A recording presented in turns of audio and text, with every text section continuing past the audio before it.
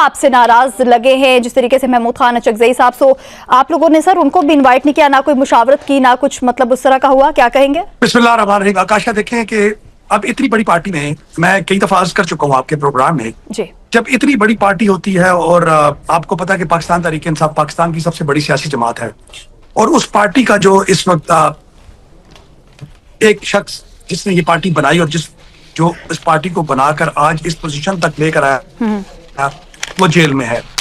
अब जो लोग बाहर हैं, मैं किसी का नाम तो नहीं लूंगा, पार्टी में छोटे मोटे इख्तलाफात ये सारों को साथ लेकर चलना, और खास तौर पर जैसे आपने जिक्र किया कि महमूद अचकजई साहब और अल्लामा नासिर अब्बास साहब, जी, क्योंकि ये एक बड़े सीजनल और पुराने पॉलिटिशियन हैं, बल्कि स्टेट्समैन हैं, और इनकी जिंदगियों का बड़ा हिस्सा सियासत के अंदर गुजर गया। अब इतनी जो बड़ी जमातें हैं, मतलब पुरानी जमातें हैं, उनको जब हमने सिंक्रनाइज्ड किया पीटीआई के साथ, तो उनका ज़हनी तौर पर हमारे साथ हम आंग बना, उसके लिए एक टाइम की जरूरत है, एक अंडरस्टैंडिंग की जरूरत है जो टाइम के साथ डेवलप होगी।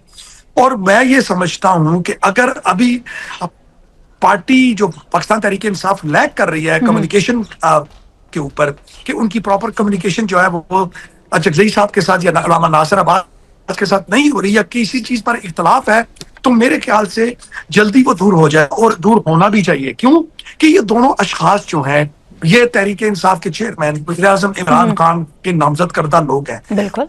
और अभी 3 दिन या 4 दिन 5 दिन पहले जो सलमान सफदर साहब की मुलाकात हुई, तो उसमें भी खुसूसी तौर पर उन्होंने पैगाम यही दिया खान साहब ने कि महमूद अचकजई और अल्लामा नासिर साहब को ऑन बोर्ड लेकर जितनी भी आगे एहतजाज के मराहल हैं उनको साथ लेकर चला जाए। लेकिन अब देखिए आकाशा, हम बार बार ये कहते हैं कि अगर इस मुल्क में पुरअमन एहतजाज की इजाजत हो, अगर जमहूरी तरीके से एहतजाज की इजाजत दी जाए, तो पाकिस्तान तहरीक इंसाफ को शायद बड़े नामों की जरूरत नहीं होगी। पाकिस्तान तहरीक इंसाफ के कारकुन इतने पुरअमन और इतनी बड़ी सर, आप कह रहे हैं कि इजाजत हो, आप कह रहे हैं अगर इजाजत हो, अगर आपको इजाजत नहीं है, तो हम देख रहे हैं कि सोहेल अफरीदी साहब ने पीटीआई का 1 मई को लाहौर जलसे का भी एक ऐलान किया है, सो इजाजत कहीं से मिल गई होगी, सो इसी वजह से उनकी जानिब से ऐलान सामने आया। देखिए आकाशा, अब आप क्या कर सकते हैं? अगर आपको कॉन्स्टिट्यूशन ऑफ पाकिस्तान इस बात की इजाजत देता है कि आप पुरअमन तौर पर जलसा कर सकते हैं। आपने देखा होगा कि जब हम इस्लामाबाद में जलसे की बात करते हैं, लाहौर में जलसे की बात करते हैं, तो कैसे दफा 144 लगा दी जाती है, तमाम आने वाले रोडों पर कंटेनर लगकर उनको ब्लॉक कर दिया जाता है, और पुरअमन आने वाले लोगों की गाड़ियां तोड़ी जाती है, गिरफ्तार किए जाते हैं।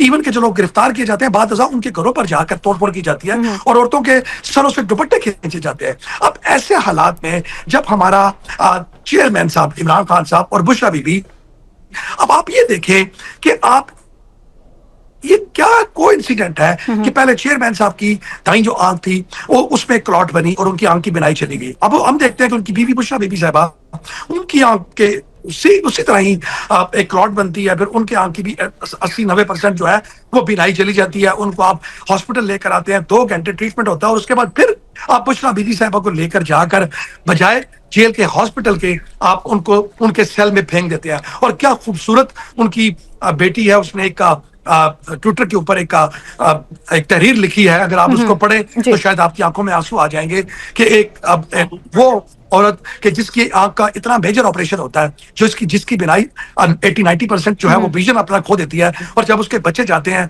और वो तकलीफ से और दर्द से करला रही है, तो आप उसको वहां से हाथों से पकड़ के उठा के फिर जेल के उस सेल में डाल देते हैं।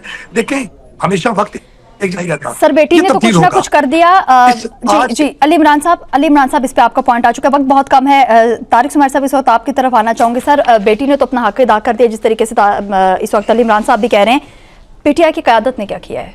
कुछ किया है? बुशरा बीबी के लिए कुछ आवाज सुनाई दी है कि उनकी आंख का एक अगर मसला हो गया है तो उनके लिए कुछ होना चाहिए? जी बिल्कुल किया जी। आपने प्रेस टॉक नहीं सुनी थी सलमान अकरम राजा की, जिसमें उन्होंने अलीमा खान की तनकीद का जवाब देते हुए मलका जज्बात ख्वाहिश पूरी कर दी आज के सवाल करके। एक मिनट, मलका जज्बात बन गए थे।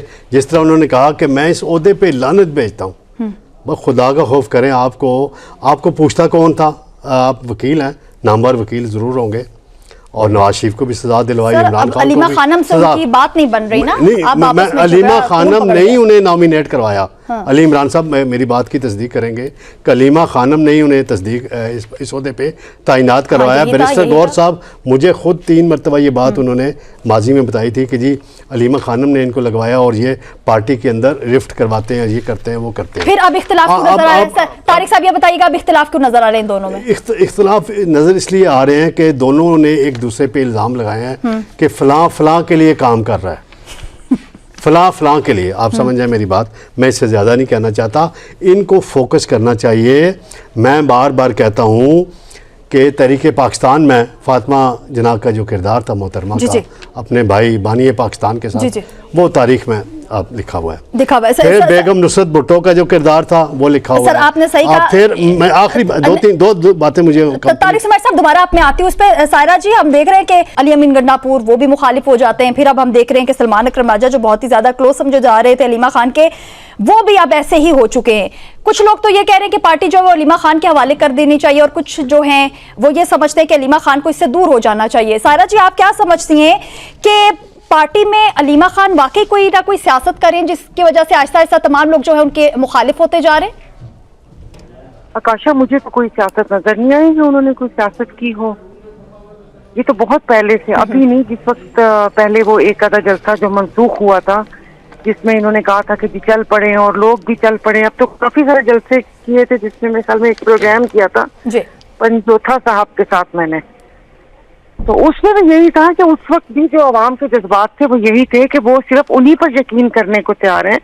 मैं आपको अपनी बात कह रही हूँ कि इनमें से कोई बात करे तो मतलब हमें तो यकीन नहीं आएगा कि हम किससे बात करें। और अभी जो तारिक सुमैर साहब, कौन बात कर रहा था सलमान अकरम राजा साहब के लिए, यहाँ देखे ना, अवामी ओहदे भी लेने हैं और उसके बाद जज्बात पर काबू भी नहीं पा सकते।